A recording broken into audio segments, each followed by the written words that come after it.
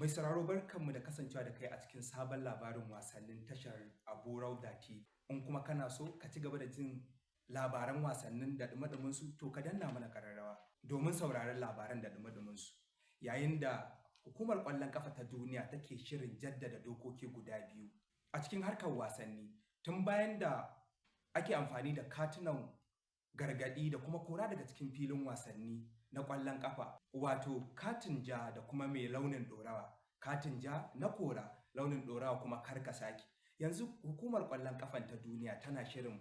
fara bayar da katin bulu a cikin wasan ƙwallon ƙafa da ake fafatawa a duniya a yanzu, wanda idan an baka wannan katin na bulu zai iya kasancewa ka fita daga filin wasa har tsawon minti 10 daga bisani sai ka dawo. Hukumar FIFA tana ƙoƙarin jaddada wannan doka bayan da ake ƙoƙarin tabbatar da hukuncin alƙalin wasa da ya yanke a filin wasa, wanda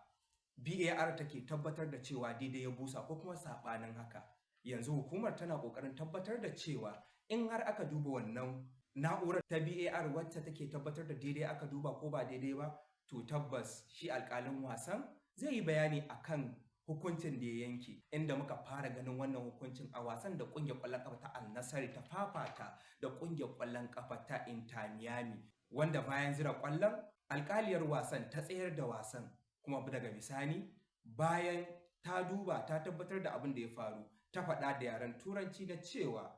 wannan ƙwallon halattacciya ce ba offside ba ce ba. Idan muka leƙa ƙungiyar ƙwallon ƙafa ta Liverpool, Thiago Alcantara yana tunani tare da nuna cewa zai iya barin ƙungiyar ƙwallon ƙafa ta Liverpool ɗin a ƙarshen wannan kakar ta 2023 zuwa 2024, inda kuma Jesse Lingard tsohon ɗan wasan ƙungiyar ƙwallon ƙafa ta Manchester United da West Ham ya rattaba hannu wa ƙungiyar ƙwallon ƙafa ta Koriya wato FC Seoul adadin shekaru guda 2 a wannan ƙungiyar. Amma tun bayan da aka tambayi tsohon mai tsaron gidan ƙungiyar ƙwallon ta Arsenal Ben Leno akan cewa zai iya tsallakawa gasar ta Bundesliga, nan take yi murmushi akan cewa a'a Bundesliga da ake yi mata take da Farmers League, ma'ana